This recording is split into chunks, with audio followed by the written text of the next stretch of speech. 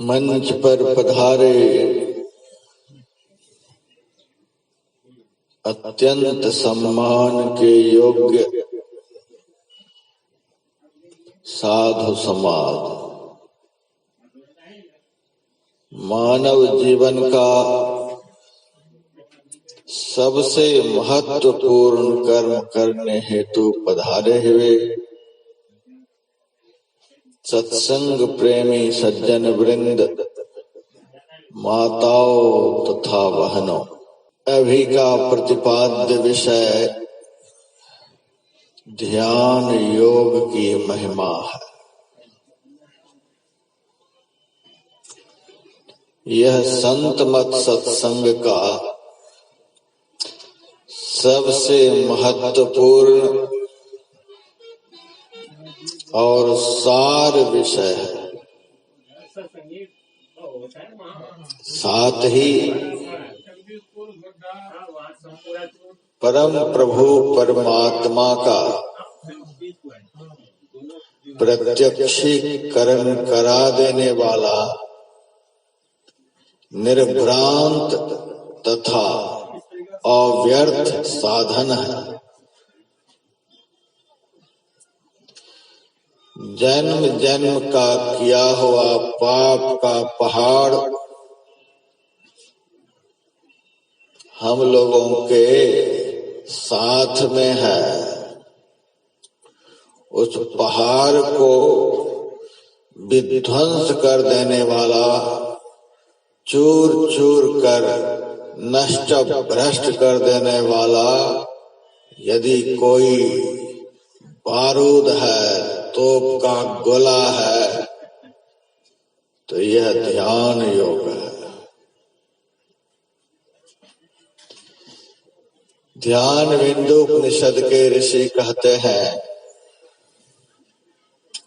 यदि शैल समं पापं विस्तीर्ण बहुयोजनम विद्यते ध्यान योगेन नान्यो भेदः कदाचन।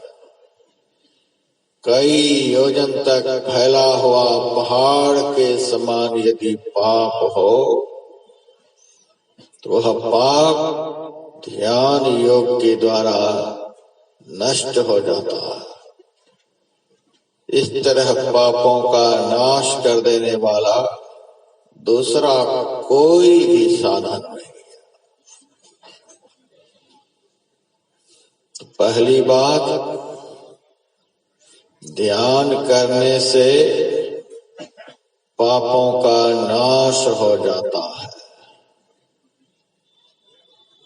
और ध्यान नहीं करेंगे तो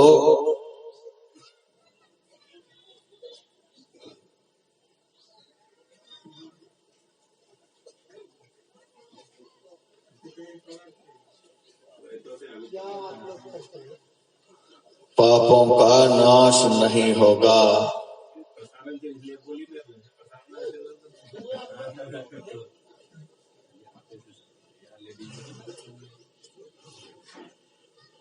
ध्यान नहीं करेंगे तो पापों का नाश नहीं होगा।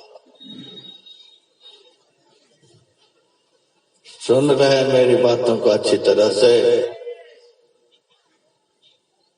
ध्यान करने से पापों का नाश हो जाता है, नहीं करेंगे तो पापों का नाश नहीं होगा। अब बात है, पापों का नाश हो जाने पर क्या होता है और नाश नहीं होने पर क्या होगा। जब तक इन दो बातों पर ध्यान नहीं देंगे तब तक इसी तरह से पंडाल में आप लोग उबलते रहेंगे। ध्यान करने में कभी मन नहीं लगेगा, ध्यान में कभी कुछ दिखेगा नहीं, बस प्रवचन सुनने के लिए आते रहेंगे, भंडारा खाते रहेंगे और भागते रहेंगे, सारे जीवन में कुछ भी हाथ नहीं लगेंगे। मैं साफ साफ बोलता हूं। पाप का नाश नहीं होने पर क्या होता है और नाश होने पर क्या होता है, इन दोनों परिणामों पर सबको ध्यान देना होगा। मैंने सत्संग में बहुत बार बतलाया है, पाप के 4 रूप होते हैं। पहला रूप अंधकार,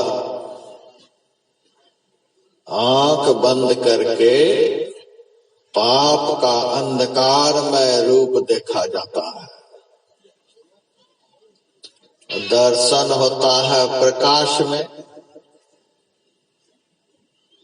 अभी भी हम एक दूसरे को देख रहे हैं, प्रकाश है, इसीलिए अंधकार हो जाएगा तो यहीं पर सब रहेंगे, एक दूसरे को नहीं देख पाएंगे।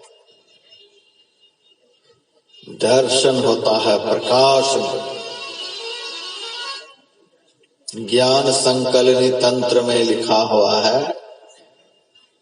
देहस्थाः सर्व विद्याश्च देहस्थाः सर्व देवता देहस्थाः सर्व तीर्थानि गुरुवाक्येन लभ्यते।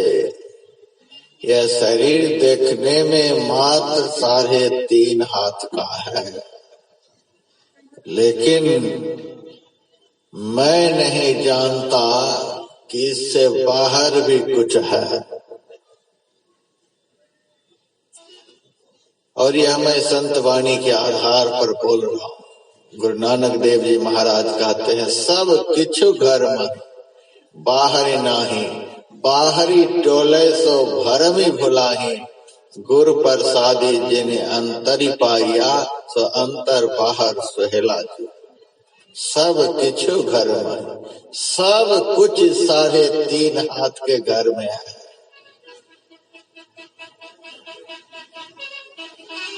एक साधारण गृहिणी अपने किचन में समग्र खाद्यान्न को सजा करके रखती है, और अखिल विश्व ब्रह्मांड के मालिक परमात्मा ने इस 3.5 हाथ के घर में कुछ रखने के लिए बाकी रखा है क्या? देहस्थाः सर्व विद्या, सब विद्या इसके अंदर। आप जैसा विद्वान बनना चाहते हैं, जिस भाषा का विद्वान बनना चाहते हैं, आप बन सकते हैं। जिन देवताओं का हम दर्शन करना चाहते हैं, दर्शन कर सकते हैं। कोई ऐसा देवता नहीं जो इस शरीर से बाहर हो, और कोई ऐसा तीर्थ नहीं जो इस शरीर से बाहर हो। इससे बाहर जो कुछ भी है सब नकल है। असल विद्या, असल देवता, असल तीर्थ इस असल मंदिर में है, इस असल घर में है।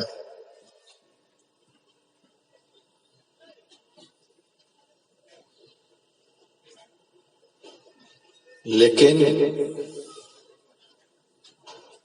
हमें दिखलाई नहीं दे रहा।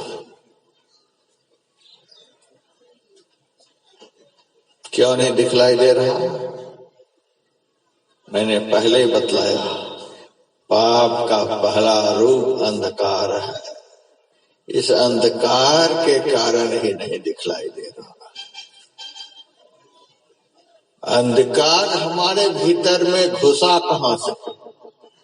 परमात्मा ने तो 3.5 हाथ के शरीर में सारी विद्याओं को भरा था।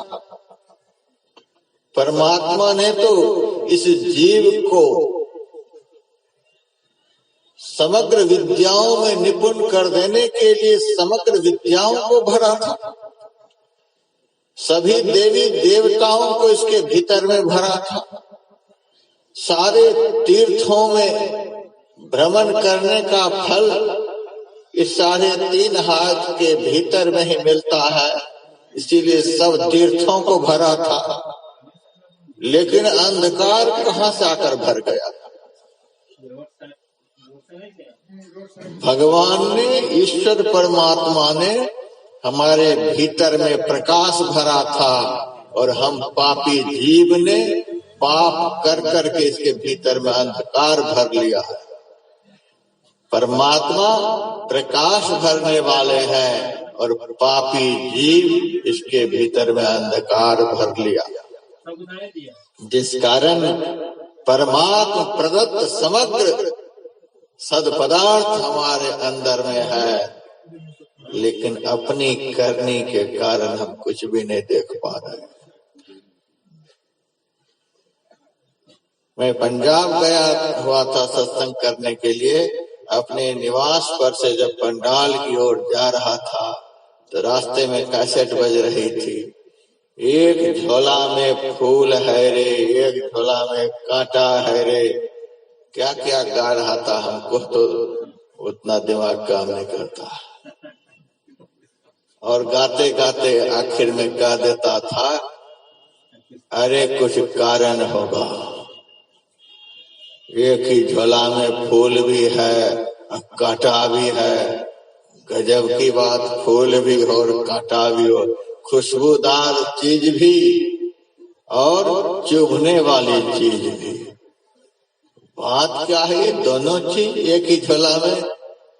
अरे कुछ कारण होगा।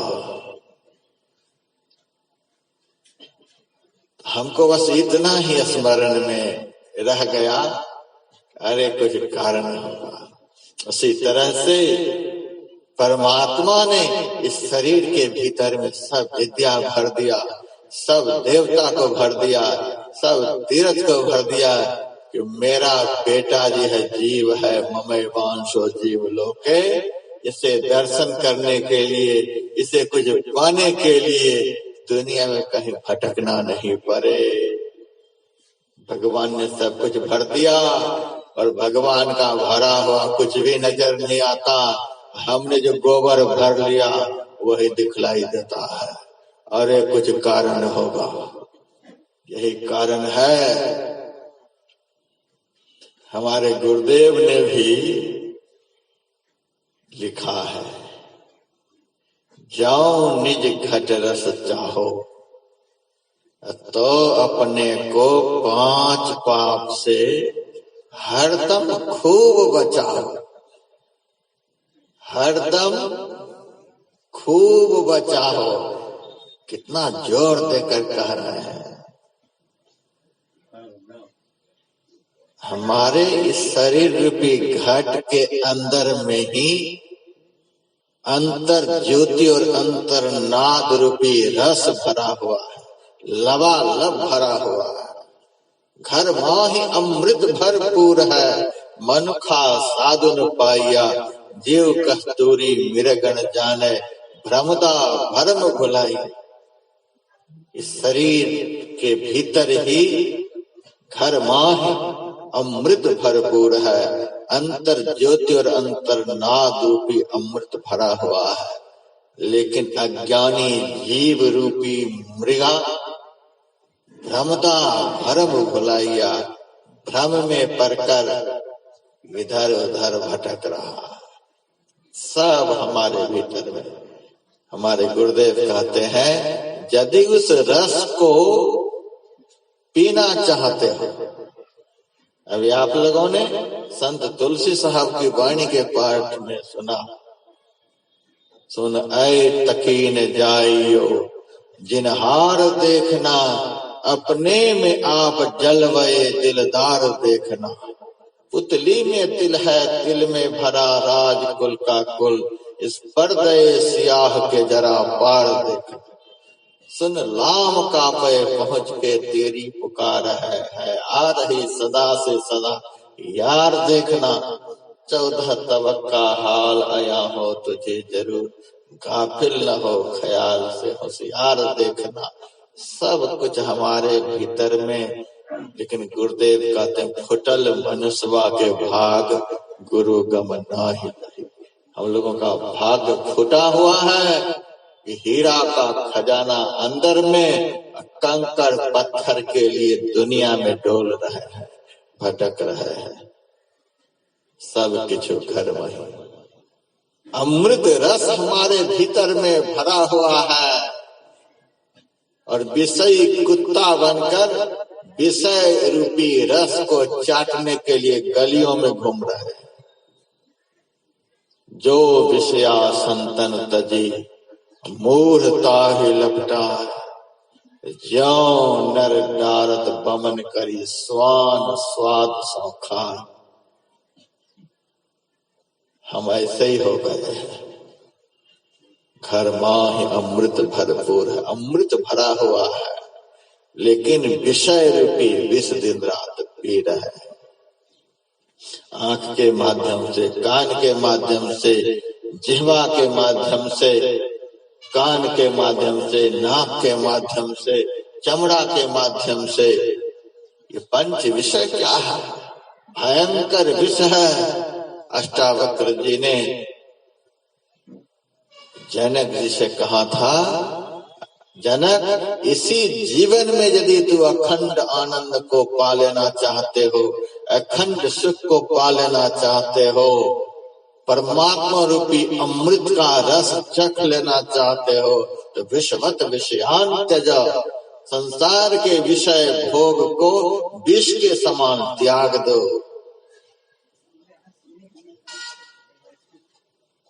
गुरुदेव कहते हैं, जाओ निज घट रस चाहो, तुम्हारे भीतर में ही अमृत रस भरा हुआ है।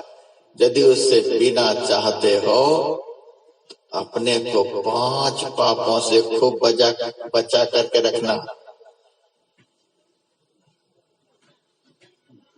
कोई स्वयं सेवक है पंडाल में? सभा बिगाड़े मेहरवा, ज्यों के सर में धूर।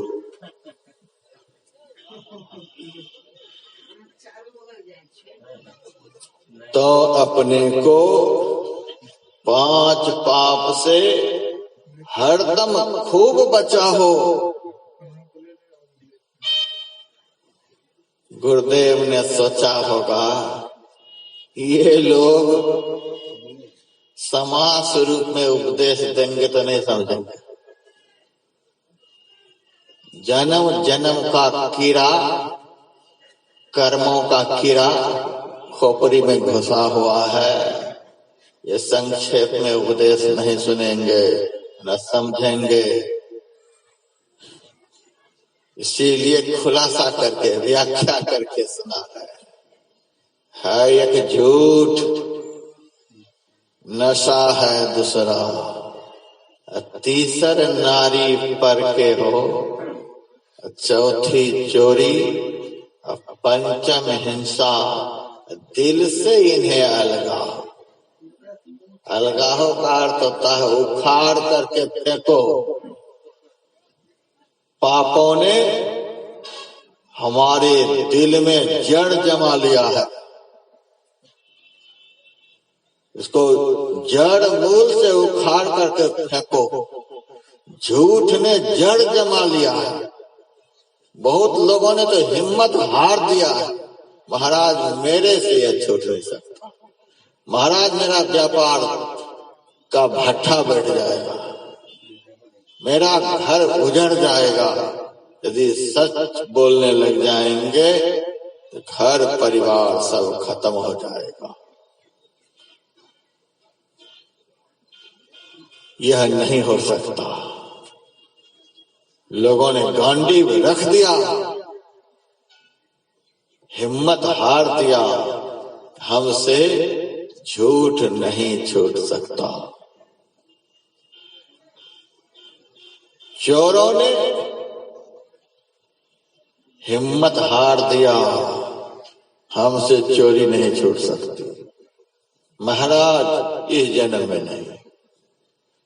नशाखोरों ने नशाओं के लिए हिम्मत हार दिया, मरकर भले ही 84 लाख योनियों में धक्के खाएंगे, लेकिन नशा महाराज इस जन्म में नहीं छूट पाएगा। हिंसकों ने हिंसा पाप के लिए हिम्मत हार दिया, हमसे हिंसा का पाप नहीं छूटेगा। व्यभिचारियों ने भी हिम्मत हार दिया, दूसरे की मां बहनों को बुरी निगाहों से देखना हमसे नहीं छूटेगा। पापियों ने पाप के करामात के प्रभाव को देख देख करके हिम्मत हार दिया, हमसे अब पाप नहीं छूटेगा। और महाराज पाप करता हुआ भी हमें भगवान का दर्शन करा दीजिए, हमें भीतर की सारी विद्याओं का दर्शन करा दीजिए, सारे तीर्थों का दर्शन करा दीजिए, सब देवी देवताओं का दर्शन करा दीजिए, ज्योतिरंतर रूपी अमृत को भी सिरिंज में भर करके भीतर में घुसा दीजिए। यह कभी संभव नहीं है। जाओ निज घट रस चाहो, तो अपने को 5 पाप से हरदम खूब बचाओ।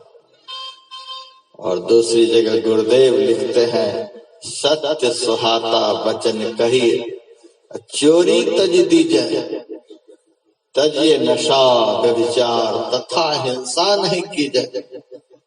निर्मल मन सो ध्यान करिए गुरुमत अनुसारा, अरे हारे में ही अब आगे को कहो सुनो दे चित्त संभाला। निर्मल मन सो ध्यान करिए। ब्रह्म का दर्शन करने के लिए अपने को ब्रह्मवत परिशुद्ध बनाना पड़ेगा। राष्ट्रपति की बराबरी कुर्सी पर कौन बैठेगा? जो उसी के टक्कर का लीडर होगा। प्रधानमंत्री की बराबरी कुर्सी पर कौन बैठेगा? जो उसी के टक्कर का लीडर होगा। डीएम की बराबरी कुर्सी पर कौन बैठेगा? जो उसी के टक्कर का ऑफिसर होगा। बिरला की बराबरी कुर्सी पर कौन बैठेगा? जो उसी के टक्कर का धनवान होगा। उसी तरह से परमात्मा का दर्शन कौन करेगा? जो परमात्मा कहीं टक्कर पवित्रात्मा होगा।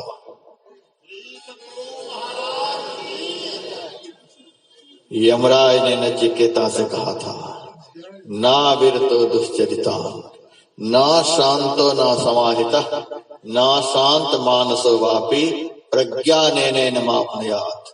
जो पाप कर्मों से अपने को निवृत्त नहीं कर सका है, जिसकी इंद्रियां शांत नहीं है, जिसका चित्त असमाहित है, वह इसे आत्मज्ञान द्वारा प्राप्त नहीं कर सकता।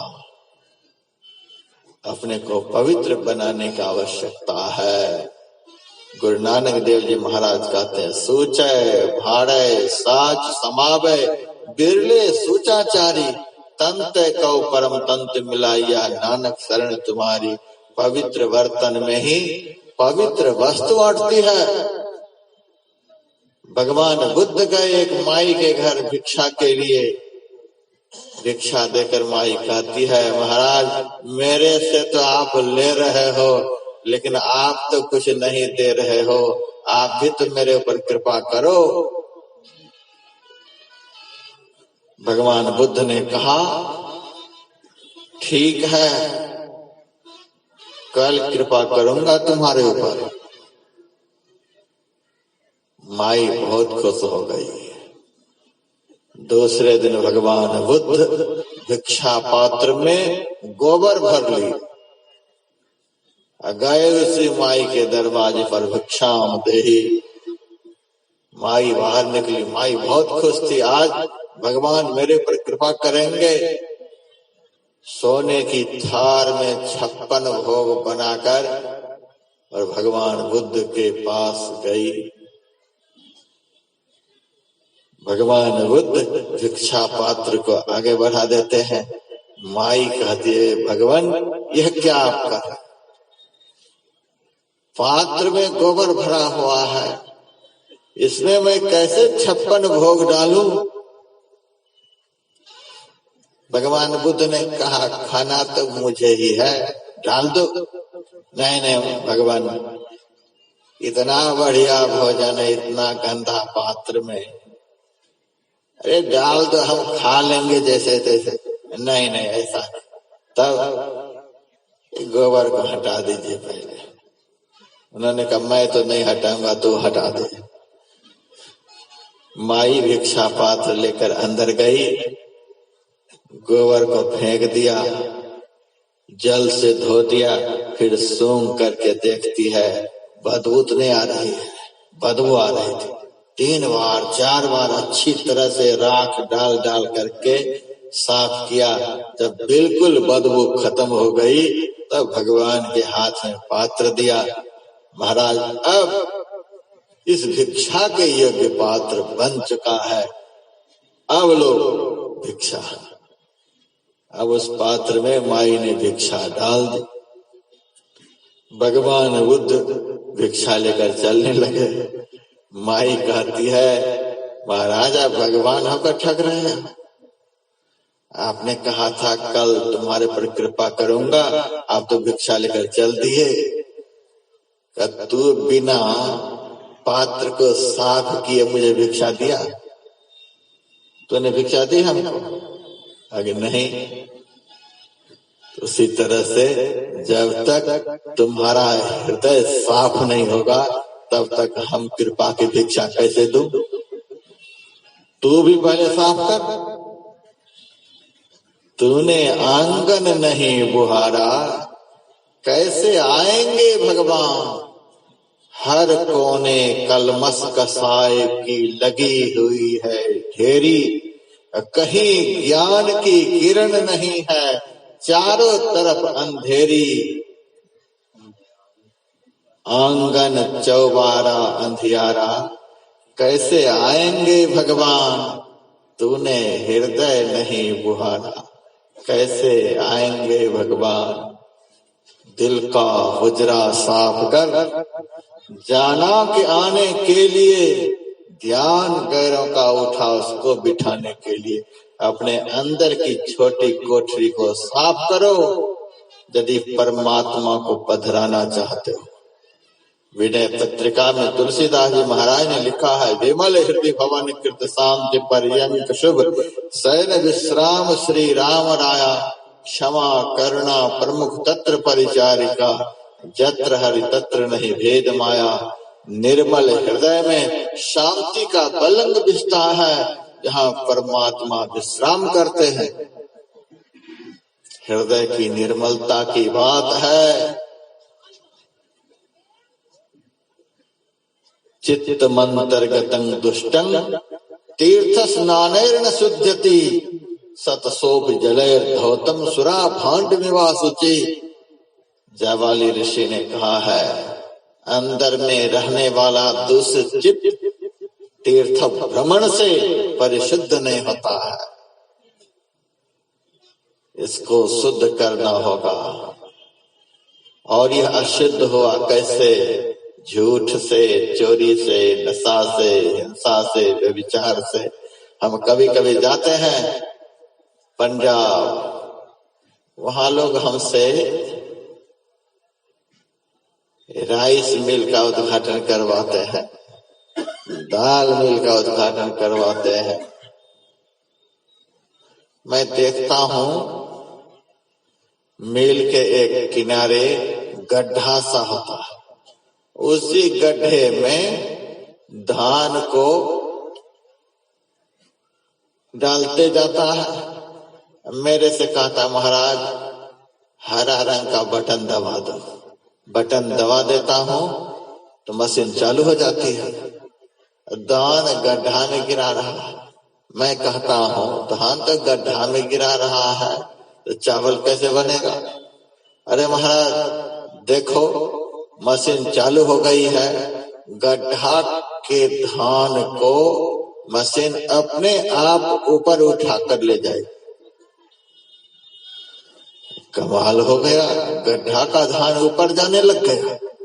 वह भी मैं देखता रहा, तो चावल कैसे बनेगा जी? चलो हम दिखलाते हैं। धान ऊपर तो गया, आपने देख लिया। हाँ, कोई दूर आगे बढ़ा तो छिलका गिरने लगा, वह भी देखा। और कुछ आगे बढ़ा तो चावल का छोटा छोटा टुकड़ा गिर रहा था, वह भी मैंने देखा। कुछ दूर और आगे बढ़ा, कंकर पत्थर भी गिर रहा था, वह भी देखा। सबसे आखिरी कमरा में बड़ा सा गोदाम जैसा था, उसमें फ्रेश होकर के, पॉलिश होकर के चावल गिर रहा था। बोरी में अपने आप भरता जा रहा था, मशीन के माध्यम से अपने ही बोरी सिलती चली जा रही थी, और वहां से अपने आप मशीन से ही ट्रक पर भी लोड होता जा रहा था। ये सब कुछ कहाँ धान गिर रहा था और कहाँ पॉलिश होकर के चावल निकल रहा था। यह मैंने बहुत बार राइस मिल के उद्घाटन में देखा। उस दृश्य को देखने के बाद जब मैं ध्यान करने के लिए बैठा, तो हमने ध्यान में अंधकार को देखा।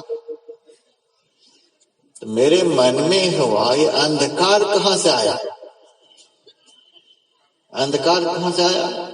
हम तो ध्यान में प्रकाश देखना चाहते हैं, हम तो ध्यान में विद्या का दर्शन करना चाहते हैं, देवताओं का दर्शन करना चाहते हैं, तीर्थों का दर्शन करना चाहते हैं, और ध्यान की पराकाष्ठा ईश्वर का दर्शन है, वह भी करना चाहते हैं। अंधकार कहाँ से आ गया? तब मेरे मन में आया, अच्छा, मुंह से जो झूठ बोले हैं, झूठ तो मुंह से बोले हैं, झूठ यहाँ से निकला है, लेकिन यह झूठ पॉलिश होकर के, फ्रेश होकर ध्यान के समय अंधकार के रूप में दिखलाई देता है। झूठ कहाँ से निकल रहा है? और यह झूठ फ्रेश माल बनकर, ये फ्रेश होकर के ध्यान के समय अंदर में कहाँ दिखलाई दे रहा है। चोरी हम कहाँ करते हैं जा करके, लेकिन वह चोरी का पाप फ्रेश होकर के, पॉलिश होकर के ध्यान के समय दिखलाई देता है। नशा हम कहाँ पीते हैं, लेकिन वह नशा का पाप फ्रेश होकर के, बिल्कुल पॉलिश होकर के ध्यान के समय दिखलाई देता है।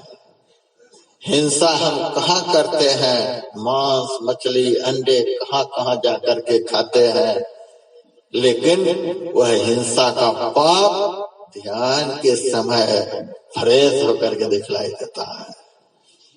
दूसरे की माँ बहनों को जहां तहां हम बुरी निगाहों से देखते हैं, पर पुरुषों को बुरी निगाहों से देखते हैं, ये दृष्टि के माध्यम से जो व्यभिचार हो रहा है, यह फ्रेश होकर के ध्यान के समय दिखलाई देता है। तब देखने वाला कहता है, बाबा महाराज जी, ध्यान पर तो बैठता कुछ नजर नहीं आता है, पाप करो तुम और ध्यान में दिखला देंगे हम फालतू यहाँ मंच पर बैठे हुए, तुम करते जाओ, जो मर्जी सो करते जाओ। और महाराज ने दिखलाने का ठेका ले रखा है। और आजकल की दुनिया की नवज को आजकल के ठगों ने भी बढ़िया से समझ लिया है। बहुत मत, धर्म, संप्रदाय, जैसे बरसात में जमीन में दबे हुए कीट वगैरह निकलने लग जाते हैं, उसी तरह से कल युग में निकलने लग जाते हैं। निकल रहे हैं जो 1 महीना में भगवान का दर्शन करा रहे हैं, 15 दिनों में भगवान का दर्शन करा रहे हैं, तुरंत ज्योति का दर्शन, तुरंत नाद का श्रवण, तुरंत भगवान का दर्शन, तुरंत सब कुछ। और दुनिया के लोगों को तो तुरंत चाहिए, सब कर्म भी करते जाओ, दर्शन भी तुरंत चाहिए। आज के जल्दी जल्दी दर्शन करने वाले पापियों के नवज को धूर्तों ने, ढोंगियों ने, धर्म ध्वजियों ने, ठगों ने बढ़िया से समझ लिया। इन लोगों को ठगने में बड़ा आसान रहेगा। तुरंत 1000 रुपए दक्षिणा रखो, ले जाओ नाम, खोपड़ी पर हाथ रखता हूँ, कोई नस दबा देता हूँ, तुरंत ज्योति चकमका जाती है। हमने तो ज्योति का दर्शन कर लिया, बस हो गया दर्शन। काहे के लिए संत मत में दीक्षा लेगा? यहाँ तो झूठ छोड़ने के लिए कहा जाता है, चोरी छोड़ने के लिए कहा जाता है, नशा छोड़ने के लिए कहा जाता है, हिंसा छोड़ने के लिए कहा जाता है, व्यभिचार छोड़ने के लिए कहा जाता है, निंदा चुगली छोड़ने के लिए कहा जाता है, छल कपट छोड़ने के लिए कहा जाता है। जितने कुकृत्य शास्त्रों में वर्णन किए गए हैं, सारे कुकृत्यों को 6 महीने तक छोड़ने के लिए कहा जाता है। तब हृदय रूपी खेत में सच्चे सद्गुरु ध्यान के बीज बोते हैं। काहे के लिए संत मत में दीक्षा लेगा? इन धर्म ध्वजियों के शिकंजे में फंस जाते हैं। मरते समय कहते महाराज कहाँ कुछ मिला, कहाँ कुछ मिल पाया। पहले तो तुरंत बता दिया, अब कुछ नहीं दिख रहा है। संत मत की साधना विधि कसौटी पर कसी हुई है, समग्र शास्त्रों के द्वारा प्रमाणित है, साफ सुथरा रास्ता है। चलने वाला बिल्कुल साफ सुथरा होना चाहिए। जब तक इस रास्ते पर, संत मत के रास्ते पर चलने वाला साफ सुथरा नहीं होगा, तब तक इनको भी कभी नहीं मिलेगा। जो निज घट रस चाहो, तो अपने को 5 पाप से हरदम खूब बचाओ।